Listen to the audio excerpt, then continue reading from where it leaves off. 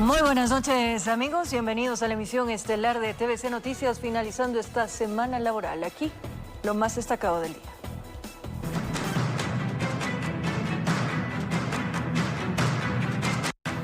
La Policía Nacional detuvo a miembros de un GDO e integrantes de un comando armado en cuyo poder había fusiles, municiones, chalecos antibalas y uniformes de uso policial y militar. Se trataría de los sicarios que asesinaron a 2 hombres con más de un centenar de tiros en noviembre de 2024. ¿Recordará usted este brutal ataque armado? Eran delincuentes vestidos con uniformes similares al equipo táctico de la Policía Nacional. El 21 de noviembre del año pasado acabaron con la vida de 2 hermanos en Manta, provincia de Manabí. Las víctimas fueron interceptadas por al menos 8 hombres, que con fusiles y chalecos antibalas les propinaron más de 100 disparos. Un mes después, fueron captados por otra cámara de seguridad, vestidos de policías. Intentaron secuestrar a un ciudadano en Portoviejo. Se trataría de los mismos que fueron capturados por la policía este viernes en el sector de Río Cañe, en Manta. Las evidencias eran transportadas en un vehículo bastante humilde, con cajón de madera.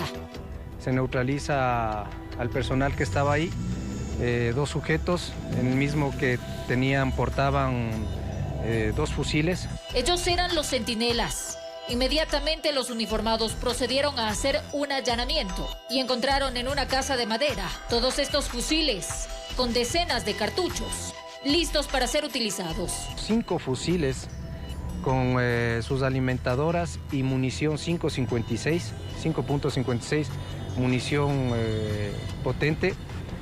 Habían escondido en el vehículo 16 chalecos antibalas con distintivos policiales, ropa pixelada, gorras y buzos del Grupo de Operaciones Motorizadas, chompas de la Policía Judicial, uniformes militares, un dron y hasta teléfonos satelitales. Ya las unidades de inteligencia, pues ellos tendrán que investigar más de dónde salió los uniformes policiales, los uniformes militares, los cascos balísticos que utilizan los militares, los chalecos balísticos que utilizamos nosotros. 12 hombres de nacionalidad ecuatoriana, todos con antecedentes penales, están a órdenes de la justicia. 3 de ellos fueron sentenciados por asesinato, detenidos en agosto del año 2024 y hoy están libres. Se trató de un comando armado perfectamente estructurado, uno de los tantos responsables de las muertes violentas en esa jurisdicción. Se investiga cuál iba a ser su próximo golpe, porque vestidos de policías cualquier tragedia podría desencadenarse en contra de la población civil. Informó Marilyn Jaramillo. La Policía Nacional recuperó uno de los vehículos robados por sujetos que atacan a taxistas informales en la isla Trinitaria al sur de Guayaquil. Estos hechos delictivos fueron captados en videos que se viralizaron durante esta semana.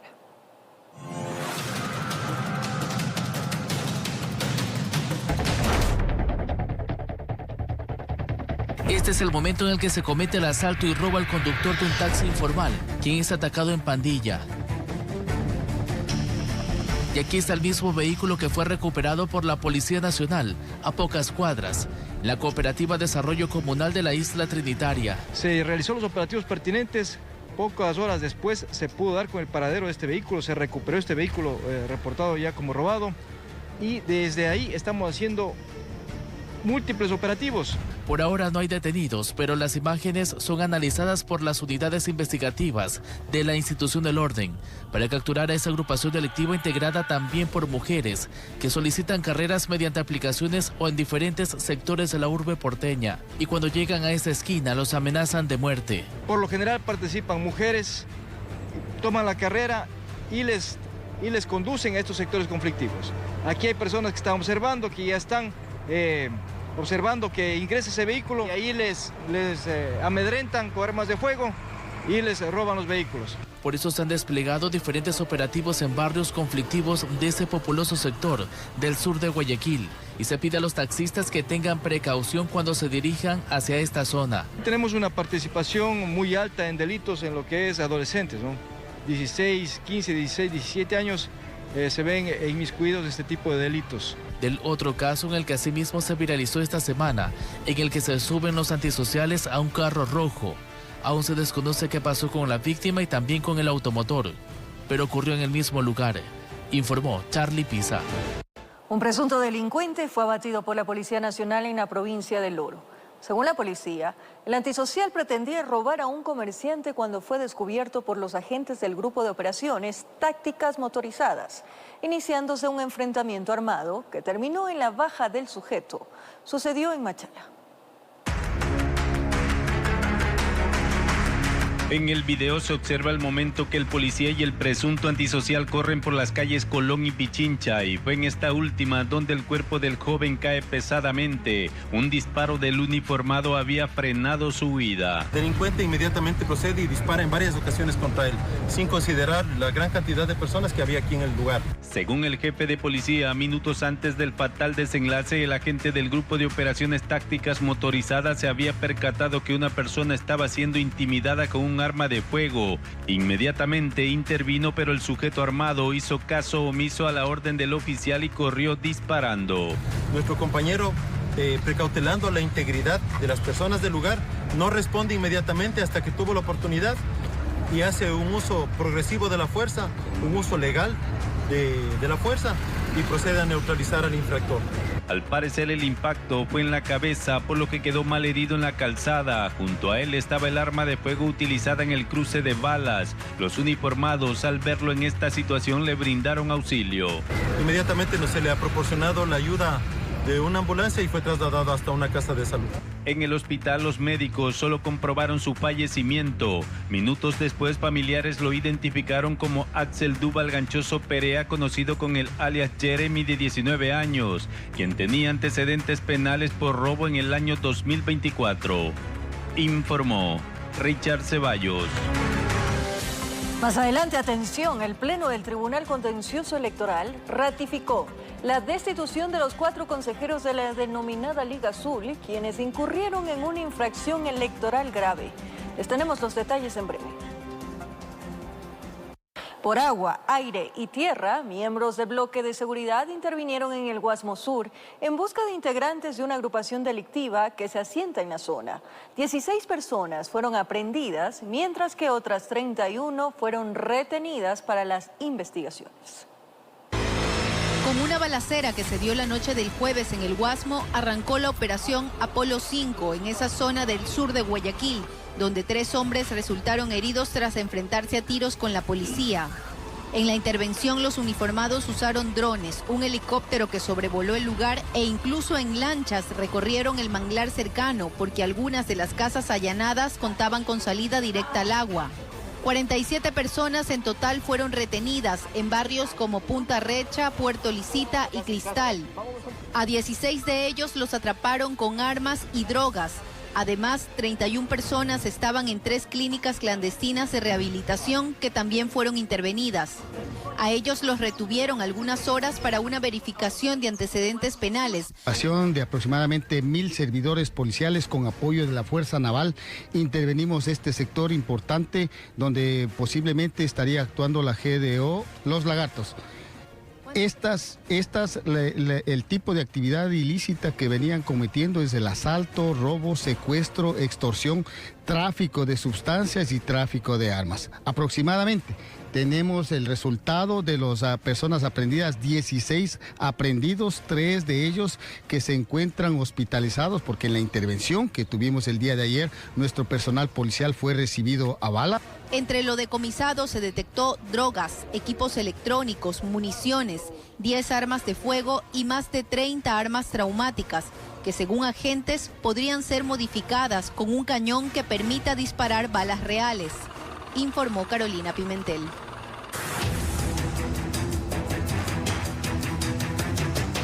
Un menor de 5 años permanece en una casa de salud en el Cantón Durán, esto tras terminar herido luego de un ataque en contra de 5 miembros de su familia, quienes fueron asesinados.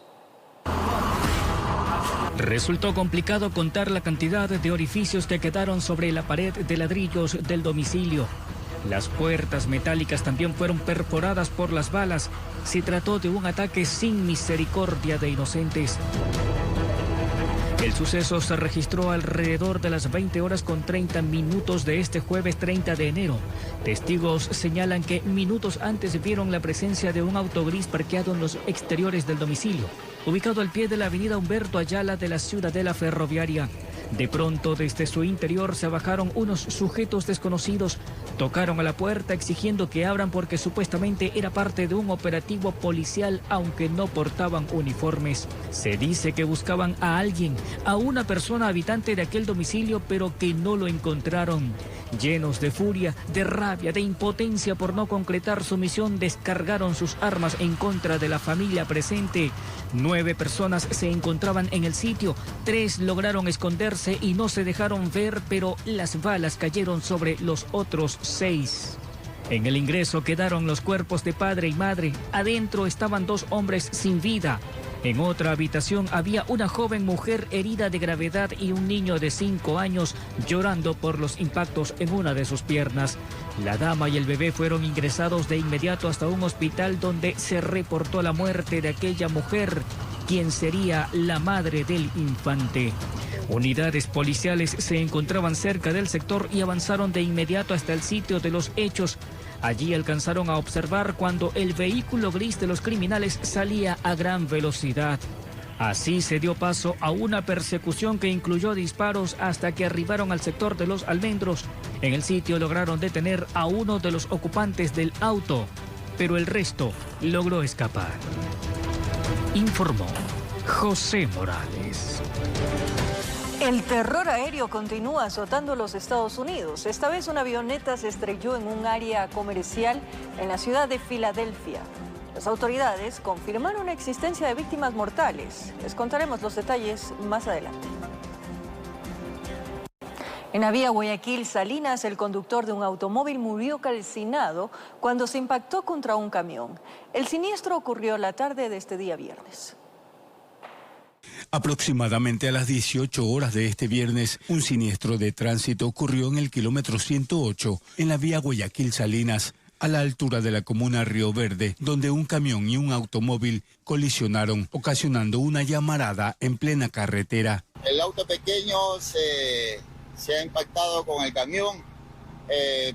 No sabemos todavía por qué situación, causa sucedió esto. Del accidente, el conductor del vehículo pequeño murió calcinado. Al parecer, quedó atrapado entre los hierros y no pudo reaccionar. Parece que ha habido un cortocircuito y el combustible se inflamó totalmente el vehículo. No le dio tiempo a reaccionar al señor. Tal vez se quedó inconsciente, desmayado, lo que sea, pero no pudo salir la persona. Los agentes de la UIAT realizaron las pericias para determinar las causas del accidente. El conductor del camión fugó del lugar. Los vehículos, no está el conductor del camión, abandonó el lugar del accidente, habrá salido herido, el susto, lo que sea, pero no está en el lugar del accidente, el conductor del camión.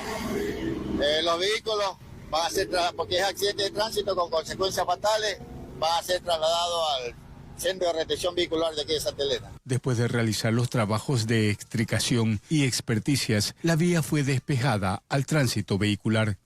Hasta el cierre de esta nota, el cadáver no había sido identificado. Desde la provincia de Santa Elena, informó Darwin Villao.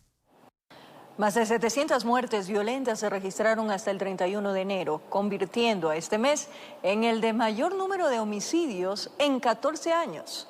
Los expertos señalan que grupos de delincuencia organizada han migrado de las provincias hacia ciudades con menor presencia policial y militar.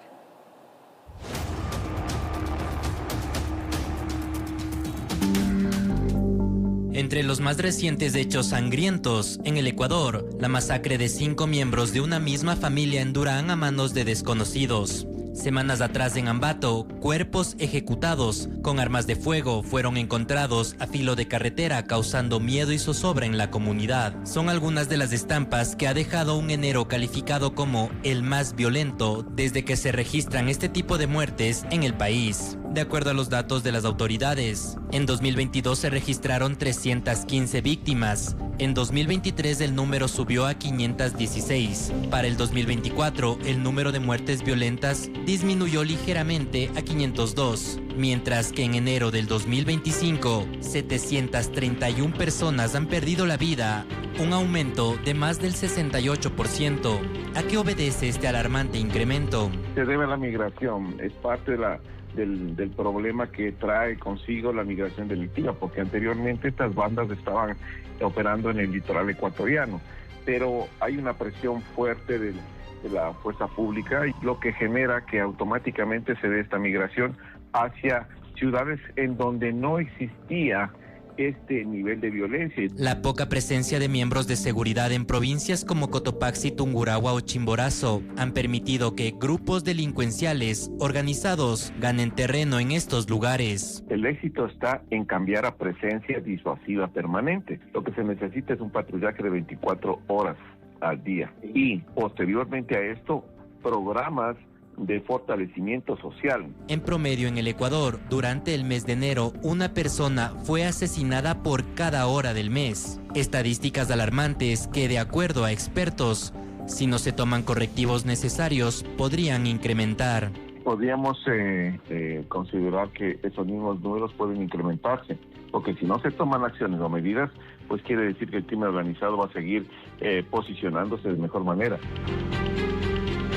Informó Ítalo Salazar. Al volver, 9 de 21 rutas del corredor suroccidental han sido modificadas dentro de la reorganización del transporte público de Quito para conectar con el metro, la ecovía y el trolebús. Los detalles al regresar de la pausa aquí en Emisión Estelar de TVC Noticias. Con 4 votos a favor, el Pleno del Tribunal Contencioso Electoral ratificó la destitución de los 4 consejeros de la denominada Liga Azul, quienes incurrieron en una infracción electoral grave.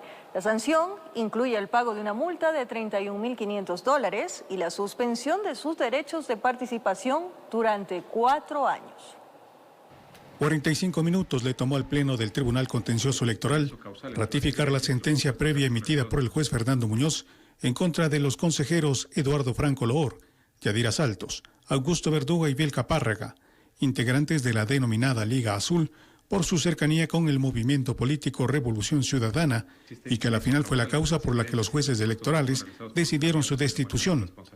La moción fue presentada por el juez Guillermo Ortega, la misma que fue aprobada con 4 votos a favor y 1 en contra. Se propone la siguiente decisión. Primero, negar los recursos de apelación interpuestos por Eduardo Julián Franco Loor, Bielka Marisol Párraga Macías y Betsy Yadira Salto Rivas y Sócrates Augusto Verduga Sánchez en contra de la sentencia dictada en primera instancia el 3 de septiembre del 2024 a las 15:42. La denuncia fue presentada por Santiago Begdach, Mónica Jaramillo y Pamela Troya.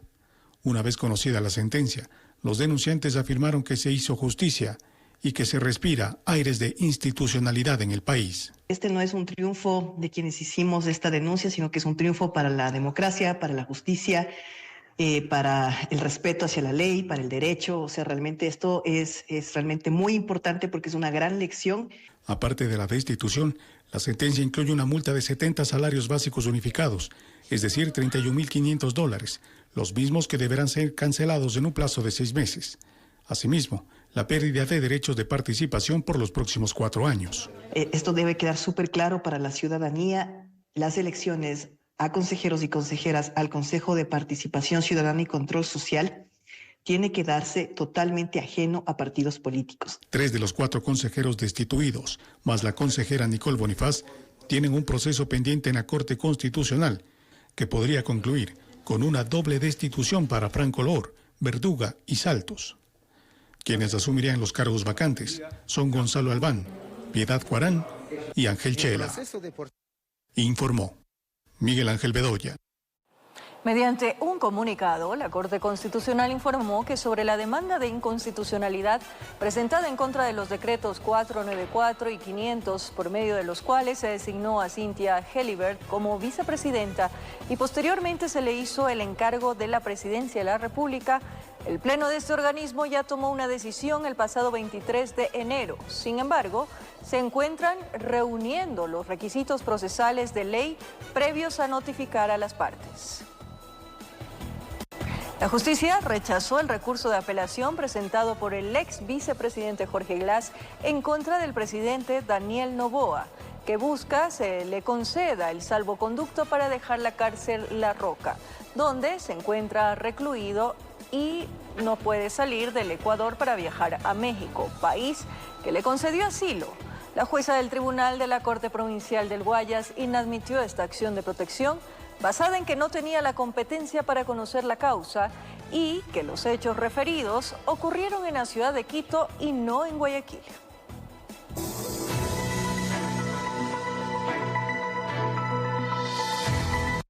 9 de 21 rutas del corredor suroccidental han sido modificadas dentro de la reorganización del transporte público de Quito para conectar con el metro, la ecovía y el trolebús. Durante la preoperación de una nueva ruta que fue ampliada, los moradores de los barrios altos de Chillogallo se mostraron contentos con el cambio que permitirá tener mayor cobertura.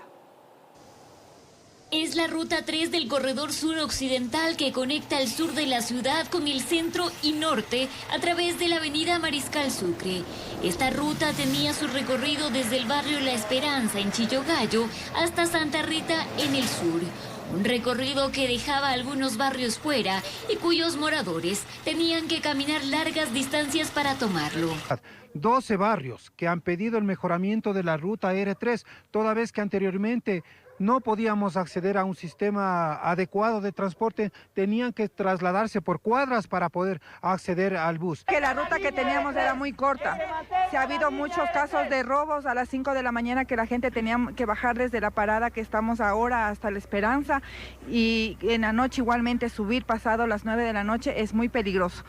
Hoy esta ruta fue ampliada y se encuentra en preoperación para analizar su efectividad ante las necesidades de los usuarios. Llegaba hasta Santa Rita, hasta la Mariscal Sucre, y se tenía que hacer un transbordo para irse para el norte, para el sur.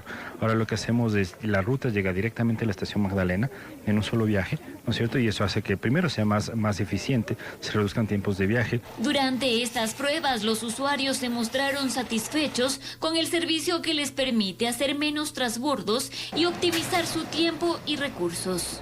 Se extendió al barrio La Dolores y de aquí brinda un servicio hasta el metro de la Magdalena. Hemos sido excluidos por mucho tiempo y ahora nos sentimos ya incluidos a los sistemas de transporte más rápido.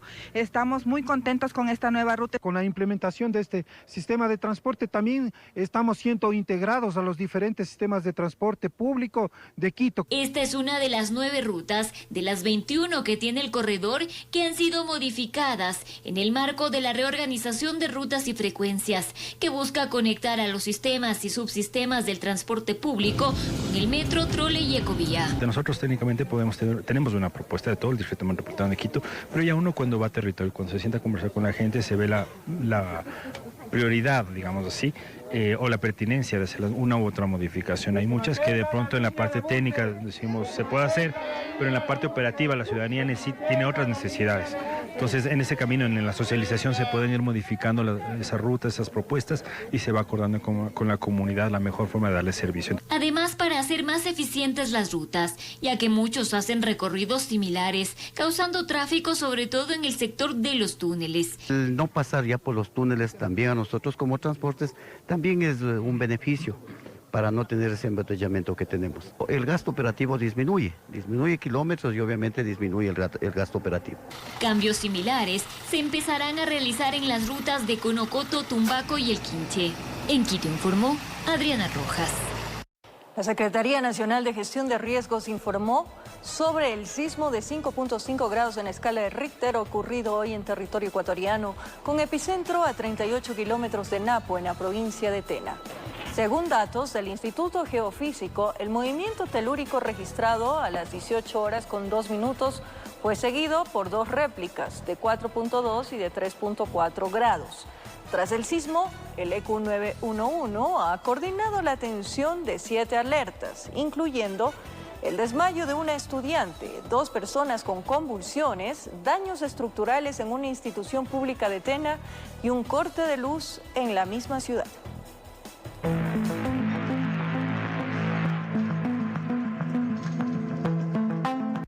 Al parecer, un niño de 5 años de edad fue violado en una unidad educativa de Carapungo por estudiantes de una misma institución el pasado 16 de enero. Los padres iniciaron procesos legales en contra de las autoridades de la escuela. David, nombre protegido, apenas tenía 5 años cuando con temor le confesó todo a su madre. Aparentemente, él habría sido víctima de violación dentro de una unidad educativa fiscal en Carapungo. Su madre decidió no quedarse callada. A él empezaron a tocar las partes íntimas desde que estaba en el 2º año de inicial. ¿Cuántos años son? 2023, 2024, en ese periodo. El 16 de enero, que fue el hecho de presunta violación, tampoco nos dieron respuesta, nos fuimos al hospital, hicimos los exámenes correspondientes al niño, se activaron los protocolos que vienen dentro del hospital, porque mi niño sí está afectado psicológicamente y empezó a replicar todo lo que le hicieron. En vista de esta grave denuncia, acudimos a la institución educativa para que en primera persona podamos conversar con la directora. Para nuestra sorpresa, ni siquiera nos abrieron la puerta.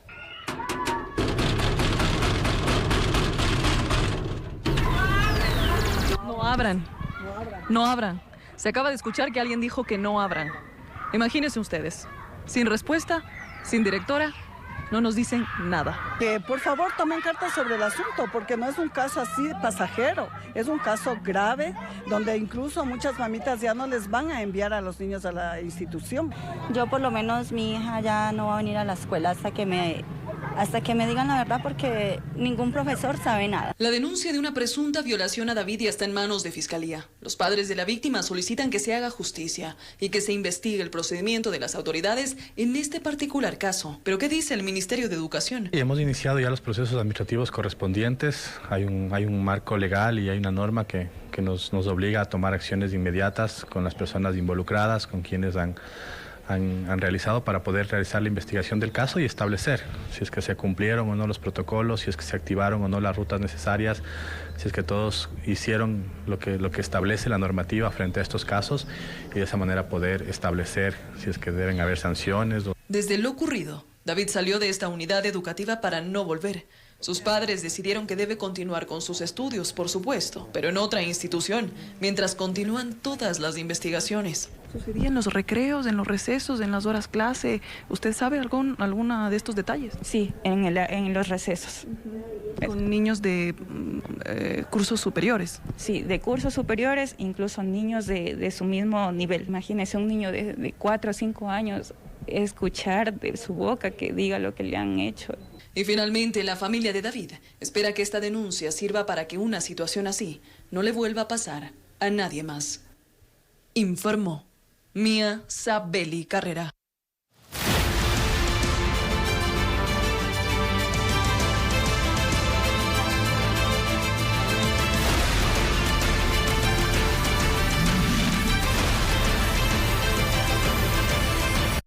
A continuación veamos las actividades que realizaron Daniel Noboa y Luisa González. Daniel Noboa visitó 3 cantones de la provincia de Los Ríos, Vinces, Ventanas y Quevedo, donde realizó una caravana como ha sido costumbre durante la campaña electoral. Decenas de simpatizantes lo acompañaron durante su recorrido. Noboa estuvo junto a su binomio María José Pinto y el candidato a la Asamblea Nacional Nils Olsen, mientras que en Guayaquil el Movimiento Acción Democrática Nacional inauguró la central La Fortaleza en la avenida Machala y Gómez Rendón.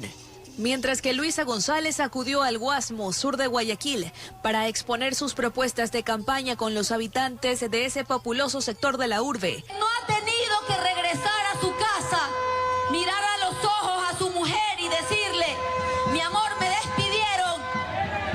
No te va a entender porque nunca ha estado en tus zapatos. En el evento estuvo acompañada por rostros conocidos de la Revolución Ciudadana. Informó Adriana Peralta.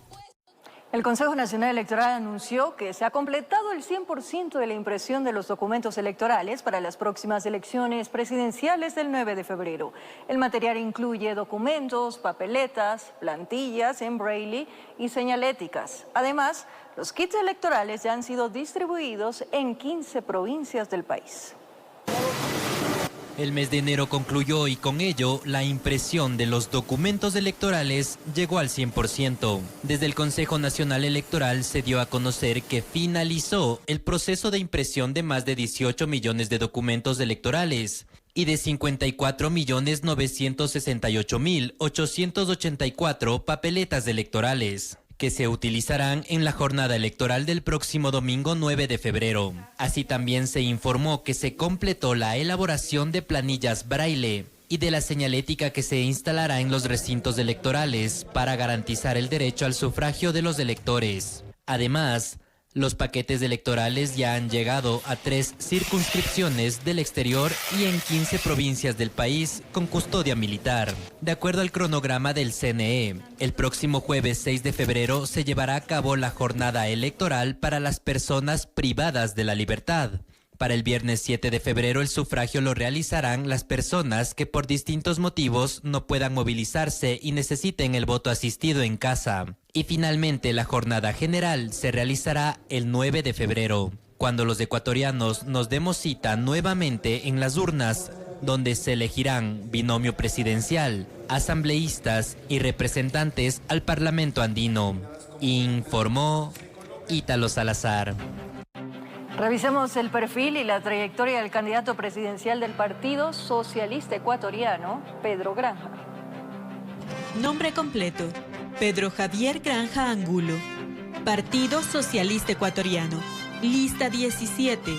Edad 48 años. Profesión: abogado. Máster en Criminología Crítica y Seguridad Social. Máster en segundo nivel en Análisis, Prevención y Lucha contra el Crimen Organizado y la Corrupción. Especialista en Derechos Fundamentales. Doctor en Derecho Penal. Estado civil soltero. Hijos: una hija. Experiencia en el sector público. Director de la Escuela de Fiscales. Director del Instituto Latinoamericano de Estudios Estratégicos Antimafia. Experiencia en el sector privado. Abogado. Profesor de Política Criminal en pregrado y posgrado en varias universidades. Esta es su primera candidatura a la presidencia. Pedro Granja, basado en su experiencia como penalista y criminólogo, buscará la creación de la Dirección Nacional Antimafias, DINA, para fortalecer las acciones de inteligencia contra el AMPA organizada. Vamos a revisar su perfil político. Evidentemente ya los años pasan. Detractora sobre tiempo de los gobiernos de turno en sus decisiones políticas, penales y sociales. Pedro Granja se formó en Europa y precisa: no es criminólogo. Fundamentalmente soy un demonólogo, estudio demonios, es decir, más que un abogado. Primero en la Universidad de Bolonia, la más antigua del mundo, en criminología crítica y estudios de la desviación social, para entender por qué el hombre delinque. ¿Y cómo piensa desdemonizar o sacarle el diablo al AMPA organizada? Es una pregunta maravillosa, pero tú sabes perfectamente que acabar con el crimen organizado no lo han logrado ni los japoneses, ni los alemanes, ni los mismos Estados Unidos. Cuando alguien te dice, un político te dice, voy a acabar con la criminalidad molecular o la criminalidad organizada, te están mintiendo inmediatamente. Esto es imposible, ¿ok? Carta del Partido Socialista, lista 17. La piedra angular de su plan de gobierno es la creación de la Dirección Nacional Antimafias. La DINA ingresa, hackea comunicaciones, los ubica en las casas donde están y se los tiene que llevar a investigar a estos vacunadores. Pero tenemos que cambiar el marco constitucional para que la policía lo pueda investigar al menos 48 horas seguidas. Cree, sin embargo, que el asunto no acaba a sangre y fuego. Advierte una simbiosis virtuosa. Hay que llevarles inversión social, hay que llevarles agua potable, a la gente hay que llevarles dignidad. Y la dignidad es tener mejores salarios. En política fiscal quiere que el IVA vuelva al 12% y anticipa que, contrario a lo que muchos prejuician, no piensa elevar ni medio impuesto, siempre y cuando. Mientras tú le pagues puntualmente al SRI y le pagues puntualmente a tus trabajadores, mientras tú estés al día con el IES, lo importante de esto es que si hay 8.103 millones de dólares hasta ayer en deuda firme que no admite ni recurso administrativo ni recurso judicial, hay que pagarla. Esta plata sirve para inyectarla al tejido social. También desaparecer el Consejo de Participación Ciudadana y la judicatura. Tenemos que convocar una asamblea constituyente para que ese poder constituyente mande a la casa a fiscales y jueces que estén involucrados en los siguientes actos. Te lo digo rapidísimo. Hace poco en el Carmen, un niño de 6 años fue encontrado en un balde, secuestrado 11 días. El secuestrador, le revisan los antecedentes. La policía dice, a ver, por el amor de Dios, este tipo no lo pueden dejar libre. En lo social, dice que dignificará los sueldos de los maestros y aplicará una profunda bocanada de oxígeno a la salud pública. Hay que recategorizarlos y esto implica mejorar sus salarios al menos con $300 mensuales. Estoy evaluando la posibilidad de regresar a Italia, donde vivo, porque aquí lamentablemente no se puede contra estos intereses mafiosos. Antes del inicio del periodo electoral, denunció que lo quieren matar. Eso admite, lo limita en las actividades de la campaña. Nunca para el debate, dice. Con cámara de Daniel Druet, informó Jorge Escobar. Convocar a una asamblea constituyente es la principal propuesta de Pedro Granja en caso de llegar a la presidencia de la República. Veamos más de su plan de trabajo. Economía. En economía vamos a traer los 8.300 millones de dólares que tiene el Ecuador en reservas internacionales. Al menos 3.000 millones ingresarán en el primer semestre del gobierno de Pedro Granja para construir grandes hospitales, para construir la línea de transmisión eléctrica con el Perú, y en estos proyectos vamos a generar más de 70.000 empleos directos y 45.000 empleos indirectos. Además, proyectos de desarrollo ambiental, culturales, artísticos, proyectos de desarrollo sanitario. Energético. Vamos a concesionar Billonaco 2, Billonaco 3, Billonaco 4, para que empresas españolas, suecas, portuguesas, sin nada de corrupción, puedan invertir entre 200 y 300 millones de dólares que nos permitiría generar grandes parques eólicos en Morón, Santiago, en la provincia de La Suaya, en la provincia del Cañar y también en Loja, que podrían permitir al Ecuador tener un 30% de la energía que necesita a nivel nacional con esta nueva matriz productiva. Salud. Modelización matemática de enfermedades infecciosas y prevalentes para cambiar todo el sistema sanitario nacional. Además, vamos a crear 48 especialidades médicas. Actualmente en el Ecuador no existe ni una sola, para que los médicos nacionales se puedan preparar en nuestros hospitales. Vamos a darle empleo a más de 12.000 médicos que actualmente están en la desocupación. Vamos a repotenciar la infraestructura sanitaria con una inversión de más de 1.200 millones de dólares desde que arranca mi gobierno. Y fundamentalmente, nombramientos definitivos para los médicos y enfermeros que trabajaron en la pandemia. Más del 80% tiene la estabilidad laboral gracias a mi lucha, porque yo fui su abogado. Pero hay un 20% restante, más de 12.000 empleados sanitarios que van a ser llamados a concursos de merecimiento y de oposición y van a recibir su nombramiento definitivo directamente de las manos del presidente de la República. Seguridad.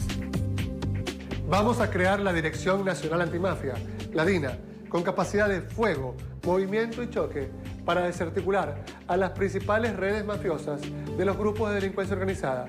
Es el momento de generar la cuarta compañía de la Policía Nacional.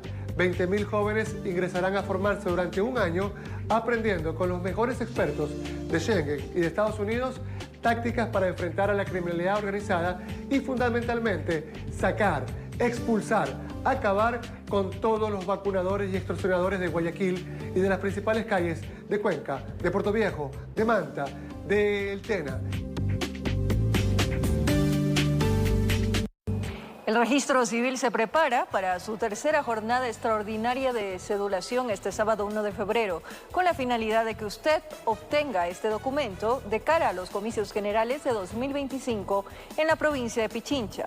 6 agencias estarán habilitadas en la matriz Iñaquito, San Blas, Quito, Quitumbe, Calderón, Rumiñahui y Tumbaco. El horario de atención será desde las 8 de la mañana a las 14 horas. Les recordamos que la tarifa del servicio por primera vez es de $5 y por renovación de $16.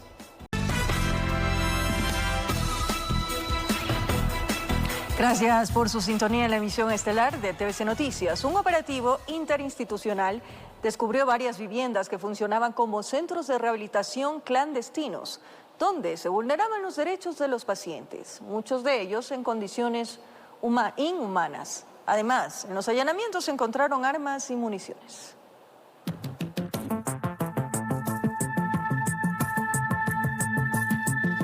Armas de fuego, 300 municiones, armas blancas, celulares y un hacinamiento extremo. Así fueron encontradas 40 personas, entre ellas 5 menores de edad, en un centro de rehabilitación clandestino en Pisuli. Los internos sufrían maltratos y abandono terapéutico. Por cuanto los pacientes presentaban hematomas en su cuerpo, es más, todos no mencionaron a la policía pues que no estaban ahí bajo su voluntad, que habían sido secuestrados, subidos a un vehículo y habían sido interceptados en la calle.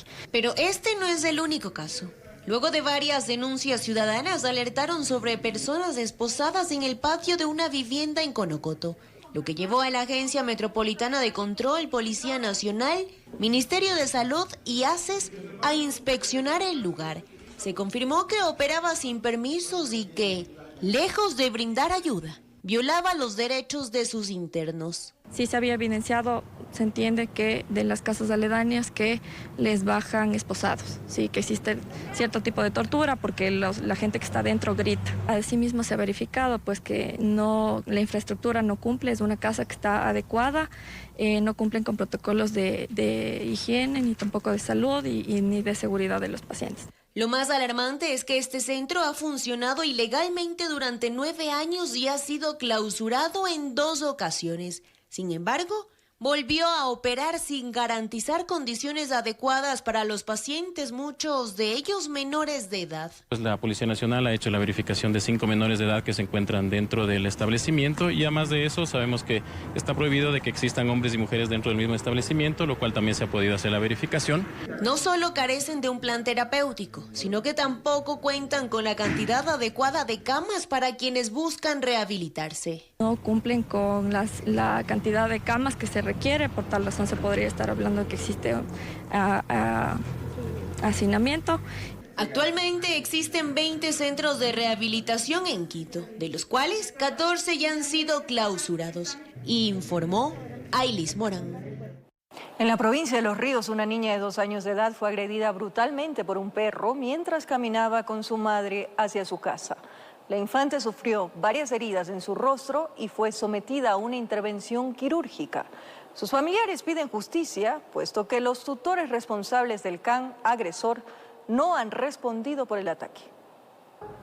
Los instantes de terror y miedo se volvieron eternos para Angie Díaz cuando la mañana del pasado 28 de enero, su hija de 2 años de edad fue atacada por un perro mientras caminaban hacia su domicilio. Aproximadamente a las 10:30 de la mañana, ella se encontraba saliendo de la escuelita donde estaba su niña, cuando de pronto por la parte de atrás les acerca directamente a atacar un perro raza pitbull. El hecho ocurrió en el cantón Montalvo, provincia de Los Ríos. La defensa técnica de la víctima indicó que los dueños del can agresor habrían preferido esconderse en vez de socorrer a la mujer y su hija. Los dueños del canino, y esto es lo más indignante, se encontraban en la casa. La madre pedía auxilio, pedía ayuda y ellos lo que hicieron fue cerrar la reja y asegurarse y esconderse al ver que el perro les estaba atacando. Desesperada Angie, con la ayuda de un transeúnte, llevaron a la infante a una casa de salud. Allí fue estabilizada y trasladada al hospital Roberto Gilbert de Guayaquil, donde permanece con pronóstico reservado. Destroza su cara. La niña actualmente está hospitalizada, está ingresada, internada, ya ha sido sometida a una cirugía, tiene un pronóstico reservado. La menor tiene que ser sometida a varias cirugías más reconstructivas, tiene afectaciones a nivel maxilofacial, craneal y hasta auditivo. No sabemos si después de todas estas intervenciones la niña pueda inclusive quedar con algún tipo de discapacidad. Paralelamente, la familia de la víctima acudió a varias instituciones en búsqueda de justicia para que los tutores del animal respondan por el ataque, pero no fueron atendidos de manera oportuna. Acudieron a la fiscalía, la policía les dio acompañamiento, acudieron hasta el lugar, pero dijeron que ellos no podían hacer nada y nadie les daba cabida. La respuesta que lamentablemente le decían es que no podemos procesar al perro. Entonces, algo que es totalmente improcedente, porque si bien el animal no responde, el animal tiene dueños. Razón por la cual presentaron una denuncia por agresión ante la Fiscalía para que el Ministerio Público comience las investigaciones pertinentes y determine la figura legal para proceder en este hecho. Ya sea por el delito de lesiones o por el cual él considere que debido a las conductas relevantes se encuadren mejor a la tipología penal correspondiente. No se busca procesar al animal, sino que lo que se busca es que se sancione el actuar negligente y por omisión de los dueños, que dio como resultado que una persona esté gravemente herida. A todo esto, la situación económica de la familia Bastidas Díaz no es la mejor. Si usted quiere ayudar con donaciones, puede hacerlo a la cuenta de ahorros 22 13 20 27 89 del Banco de Pichincha, a nombre de Angie Díaz Cornejo. Informó Mauricio Sánchez. 2 mascotas víctimas de maltrato animal fueron rescatadas en el sector de Carapungo, al norte de Quito. Un video grabado por un vecino evidenció cómo los animales eran golpeados con un palo de escoba por un adulto mayor. El responsable podría enfrentar una multa de más de $9.000. Ahí va otra vez. Imaginemos por un momento la desesperación, la angustia o el miedo que este par de animalitos vivían día a día cada vez que recibían un plato de comida. Todos los días es esto. La solidaridad e impotencia de un vecino en el sector de Carapungo fue lo que le llevó a hacer público este caso de maltrato animal. El video dejó en evidencia cómo un adulto mayor, empuñando un palo de escoba, pegaba por reiteradas ocasiones hacia la integridad física de sus mascotas. Les pega otra vez, ve cómo lloran. Todos los días es esto. El caso fue atendido por la Unidad de Bienestar Animal del municipio de Quito, quienes tras una inspección rescataron a estas 2 perritas, las cuales fueron trasladadas al Centro de Atención Veterinaria, Refugio y Acogida Temporal de Calderón, donde recibieron atención médica y etológica para su posterior proceso de adopción. De acuerdo al boletín, el hombre señalaba que, si no le pego, no aprende. Respuesta que de ninguna manera justifica una supuesta enseñanza a través de la violencia. El tutor de las perritas podría pagar una multa de 20 salarios básicos unificados, es decir, más de $9.000 por infracciones muy graves establecidas en la Ordenanza Metropolitana número 72. 2 mascotas que en sus ojos se puede ver el sufrimiento del cual fueron víctimas dentro de un patio trasero de donde fueron rescatadas. Si usted conoce de casos de maltrato animal, los puede denunciar descargando el formulario que se encuentra en la página web de la UBA, https://bienestaranimal.quito.gov.es. Informó Ítalo Salazar. Una jornada familiar llena de solidaridad y ternura se llevará a cabo en el sur de Quito, organizada por la Unidad de Bienestar Animal. Se ofrecerán 2 días de adopción responsable de mascotas, en los que toda la familia podrá disfrutar de un momento ameno.